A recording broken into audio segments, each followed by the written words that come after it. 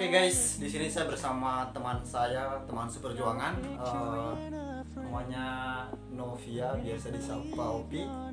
Di sini kita berbicara tentang perempuan. Jadi kita bercerita bebas tentang hal-hal yang menyangkut dengan perempuan. Dan sekarang juga yang lagi marak-maraknya tentang pengesahan RUU PKS. Mungkin lebih lanjutnya bisa langsung saja ke teman saya, dia bisa mengupas lebih tajam lagi tentang persoalan perempuan. Baik, dipersilakan saja teman saya. Ya, terima kasih.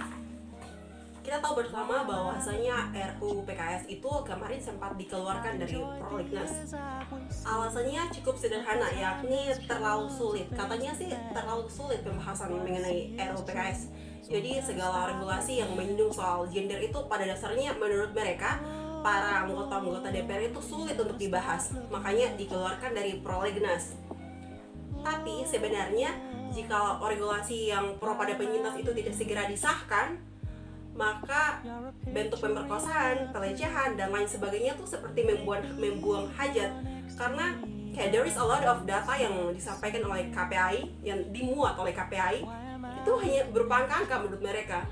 Karena tiap hari makin banyak korban, makin banyak penyintas yang berusaha untuk deal dengan situasi mereka. Ya, jadi RUU PKS itu harus dan amat sangat untuk disahkan oleh para pemerintah, terutama para anggota DPR di sana. Oke. Jika seandainya nih, kalau seandainya RUU PKS ini tidak disahkan, itu apa imbasnya ke perempuan ini? Iya, terima kasih. Jadi imbasnya jikalau RUU PKS itu tidak segera disahkan, sebagaimana yang pernah saya katakan sebelumnya, yakni akan semakin banyak terjadi kekerasan seksual di mana-mana dari segala ranah, entah ranah publik atau ranah domestik, tempat yang kita anggap paling aman sekalipun tidak menutup kemungkinan terjadinya kekerasan seksual. Misalnya kasus-kasus kekerasan seksual yang terjadi di Ternate, umpama di Maluku Utara, Ternate, yang dua saudara yang diperkosa oleh ayahnya, ayah kandung mereka sendiri itu, yang selesai menonton video XXX, video porn dan lain sebagainya dan berbuat tindakan keji. Itu merupakan contoh dari sekian banyaknya jikalau RUU PKS ini tidak segera disahkan. Dan menariknya lagi, di dalam regulasi ini ada poin penting. Jadi ada sudut pandang dari para penyintas yang akan dilihat. Jadi sudut pandang tersebut bisa menjadi poin plus dalam membantu penyintas untuk segera pulih dan segera pulih di segala aspek begitu. Baik, itu adalah penyampaian dari saudara atau kawan saya Upi. Tapi di sini memang banyak sekali ya kita lihat terjadi pelecehan seksual. Namun memang belum ada satu landasan hukum yang bisa mengatur hal itu. Iya, betul. Dan mungkin di sini kita berbicara tentang kebanyakan nih, kan kemarin juga sempat demonstran juga diikuti berbagai banyak organisasi perempuan. Iya. Bagaimana saudara Upi melihat hal itu? Iya. Jadi apakah ini untuk wilayah Maluku Utara atau keseluruhannya? Ya, secara regional. Di Maluku Utara kemarin mungkin dari perempuan Malut Bergerak sempat melakukan aksi untuk mendesak pemerintah segera mensahkan RUU PKS. Ya, tapi yang buat mirisnya tuh ada beberapa oknum yang kemudian menaikkan hal tersebut ke dalam status. Anehnya begini, kita sebagai teman-teman perempuan dan juga teman-teman laki-laki yang mendukung soal perjuangan perempuan menyuarakan tentang segera disahkannya RUU PKS, anti kekerasan dan lain sebagainya, tapi ada segelintir oknum yang masih saja misoginis, masih saja seksis terhadap perempuan. Jadi ketika aksi kemarin tuh ada beberapa teater yang ditampilkan dengan perempuan gunakan pakaian yang celana pendek dan lain sebagainya.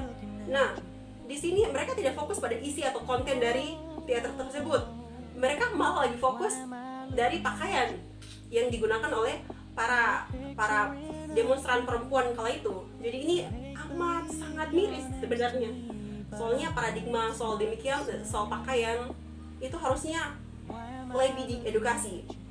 Pakaian itu tidak membuat atau tidak mengundang datangnya syahwat.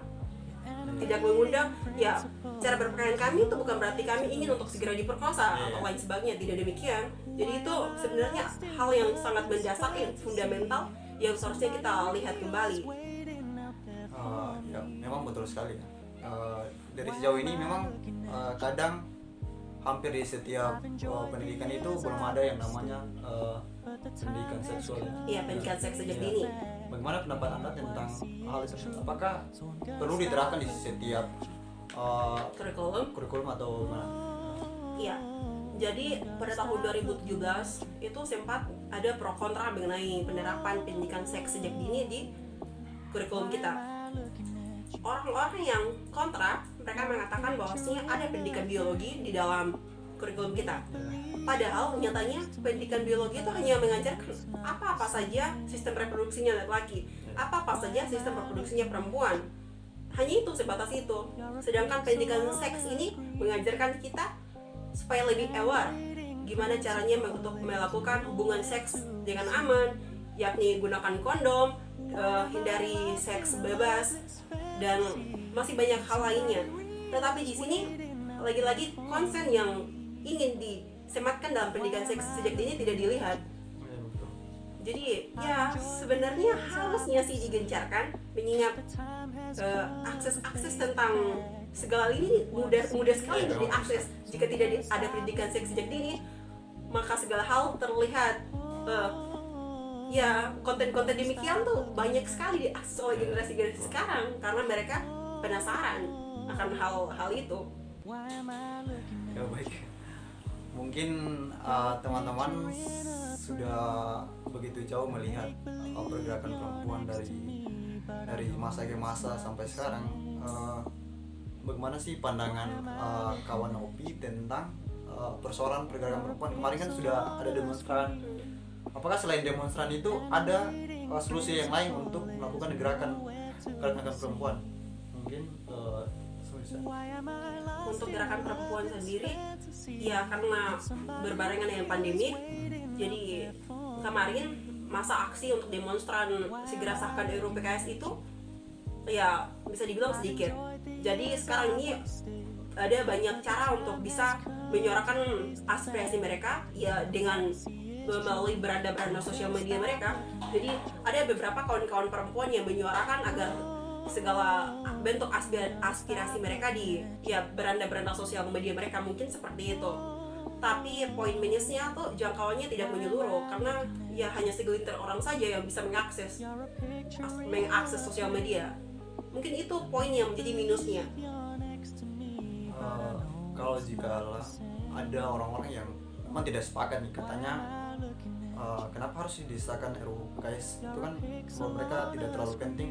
Apa tanggapan Anda tentang akan opini yang dibuat oleh masyarakat? Iya.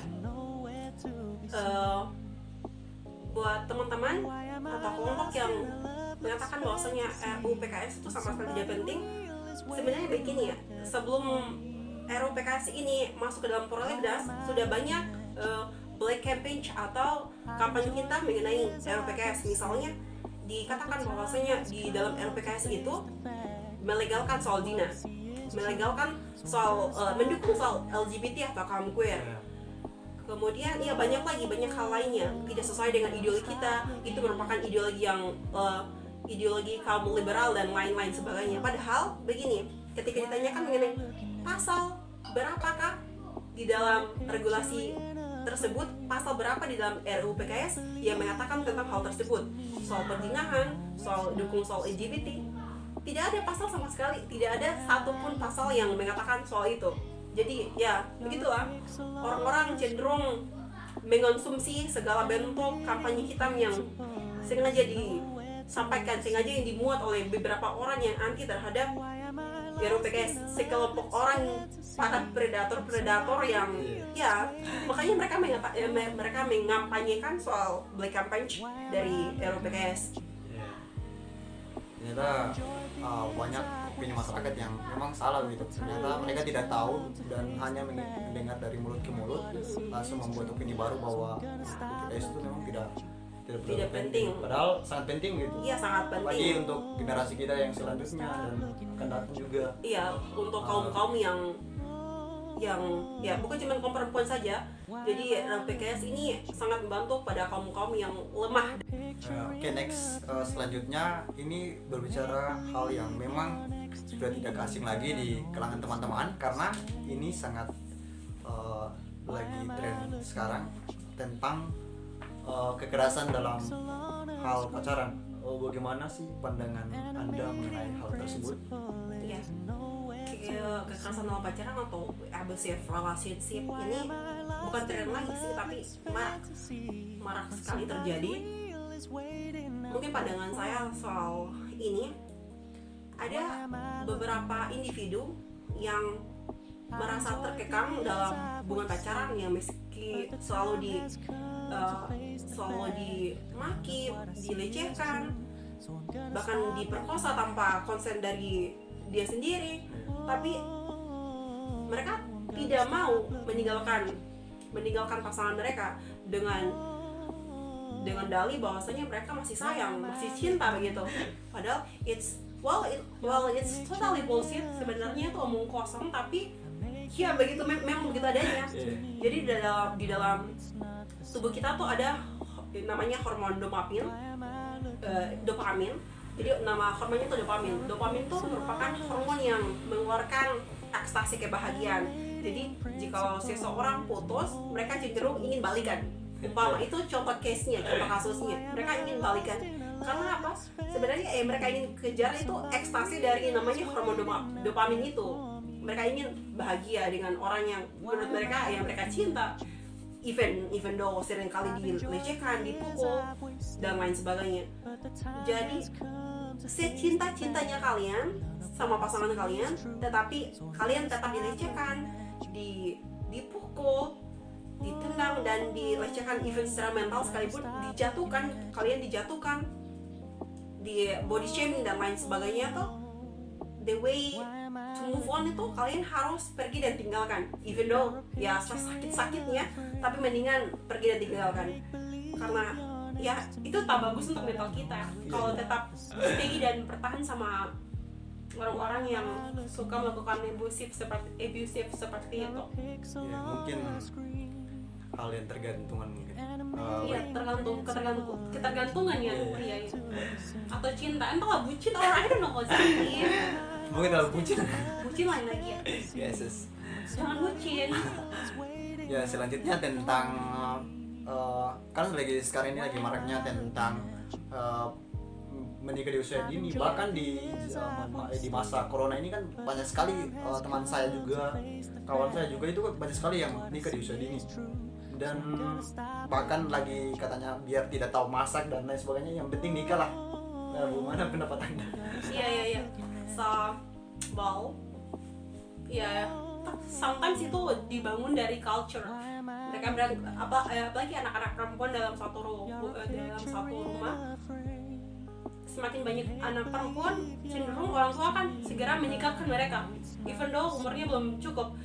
Jadi ini termasuk dalam pernikahan usia anak, jikalau anak usianya masih terlalu dini, di usia 16 tahun. Karena regulasi mengatur bahwasanya perempuan atau anak-anak menikah di usia 17 tahun ke atas. Dan jika di bawah 17 tahun, itu termasuk dalam kategori pernikahan usia anak. Alasannya sederhana, karena ekonomi keluarga yang mungkin tidak mencukupi untuk membayar kehidupan mereka dan sanak-saudaranya, makanya segera dinikahkan.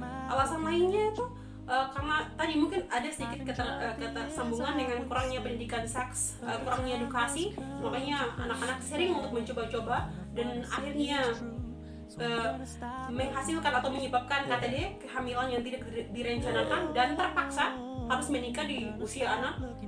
Ya meskipun tidak tahu berbuat apa-apa, tapi karena jadi orang-orang atau culture di sini mengiyakan bahwasanya ketika hamil maka segera dinikahkan, tidak memperhatikan bagaimana aspek dari si perempuan, apakah dia kuat, apakah dia siap secara mental dan fisik dan lain sebagainya. Jadi apalagi ditambah dengan pandemi, jadi ada meme yang lucu mengatakan bahwasanya pandemik membawa nikmat, karena I don't know, karena pandemi ini membuat banyak sekali pasangan yang menikah. Saya sering kali menjumpai di beranda-beranda sosial media saya, Facebook, banyak sekali pasangan-pasangan yang menikah pada usia anak. Dan ditambah lagi dengan yang sempat viral, pernikahannya artis, entahlah siapa namanya, Ray sama yang sempat viral. Sebenarnya gini ya, ada tulisan lucu dari Tirto ID. Jadi kata-katanya seperti ini: pernikahan itu bukan soal keuuan di media sosial saja. Karena yang berusaha ditampilkan oleh Ray dan si Dinda itu ya membuat masyarakat, terutama anak-anak muda, generasi muda ingin segera menikah supaya kelihatannya sama seperti Ray dan Dinda. Padahal menikah bukan soal itu saja. Apalagi usia-usia anak, alangkah baiknya sekolah terlebih dahulu, kejar cita-cita kalian, dan masih banyak lagi hal yang menunggu kalian di luar sana. Oke, next. Selanjutnya mungkin ini yang terakhir kan. Bagaimana pendapat Anda ketika ada orang yang mungkin Anda tidak kenal, dan mungkin itu Anda kenal, tapi dengan serta-merta membicarakan tentang diri Anda dan pokoknya itu secara negatif lah. Apa pandangan Anda tentang hal tersebut? Iya. Pertama, mungkin karena saya perempuan, kebanyakan perempuan, manusia dengan jenis kelamin perempuan sering sekali dilecehkan karena mereka perempuan, makanya sering dilecehkan. Saya sering kali dikatakan perempuan yang sok-sokan karena menyuarakan tentang keperempuanan, tentang perempuan. Maksudnya perempuan juga berhak atas segala hal apapun. They have the right to whatever they want, to make whatever they want.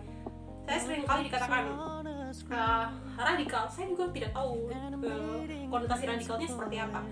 Dan masih banyak lagi. Ada beberapa orang yang sering atau berusaha untuk menunjukkan eksistensi mereka di hadapan saya agar saya mengakui keberadaan mereka dari setiap argumen yang mereka sampaikan. Tapi lagi-lagi terkadang mereka menyerang, mereka mengatakan bahwasanya you as a woman, kamu tuh perempuan, jadi segala argumen yang kamu keluarkan tuh tidak rasional. Because of what? Karena kamu perempuan, jadi that's it. Cuman itu saja alasannya. Padahal ada banyak sekali argumen yang saya bangun yang sebenarnya bisa untuk disandangkan, tapi mereka lagi-lagi mengatakan bahwa saya perempuan, jadi saya tidak rasional, saya lain sebagainya. Mungkin kalau dari saya pribadi, selama mereka tidak memberikan sumbangsi apapun terhadap hidup saya, I will keep going. Saya akan tetap melangkah maju. Saya tidak akan pernah pantang mundur. Jadi I will always speak up. Saya akan selalu speak up mengenai apapun bentuk penindasan yang dialami oleh kaum saya dan kaum lemah lainnya. Jadi prinsip saya, jika tidak ada sumbangsi dalam hidup saya, maka saya tak akan peduli. Mungkin dari saya sih itu saja. Kalau pesan Anda untuk perempuan yang seluruh Indonesia, mungkin pesan saya yaitu jangan pernah malu untuk speak up apapun itu. Mungkin dan tetap semangat. Kita tetap sama-sama berjuang, sama-sama bergandengan tangan. And the last one, harus berani untuk speak up terhadap segala bentuk penindasan apapun. Oke, thank you.